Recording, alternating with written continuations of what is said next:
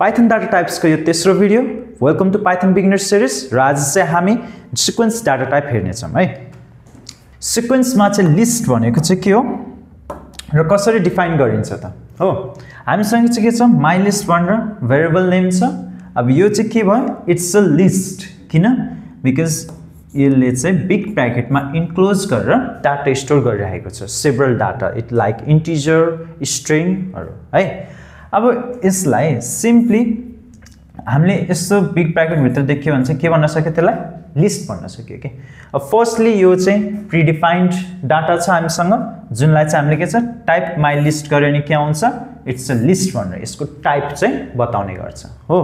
अब लिस्टमा चाहिँ के गर्न सकिन्छ भने लाइक जस्तै यसको चाहिँ काउन्टिङ 0 प्लेस भ्यालु 1 हो 2 3 एन्ड 4 हो। 0 ले 1 लाई उ गरिरहेको छ डिनोट गरिरहेको छ। अब माइ लिस्ट 1 ले चाहिँ 2 लाई माइ लिस्ट 2 ले 3 लाई हो लाइकवाइज एप्पल र बनानालाई डिनोट गरिरहेको छ। अब त्यस्तै प्रिन्ट माइ लिस्ट यहाँ के छ लिस्ट को 0 प्लेस को चाहिँ प्रिन्ट गर्ने अरे त्यो भनेस के भयो आउटपुट 1 मात्र आयो हो। अब यसले चाहिँ के गर्यो 1 लाई प्रिन्ट गर्यो किन 1 प्लेस भ्यालु 0 मा कुन छ 1 छ।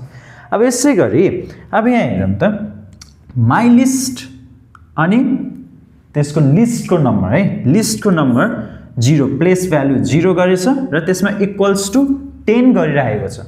हामीले चाहिँ अब के गर्यो यो चाहिँ के गरेको इन्सर्ट गरेको लिस्टमा चाहिँ हाम्रो डाटा इन्सर्ट गरेको है हाम्रो भ्यालु इन्सर्ट गरेको। अब 0 प्लेसमा चाहिँ के थियो अघि 1 थियो हो। अब अहिले चाहिँ त्यसको ठाउँमा के भयो 10 भयो।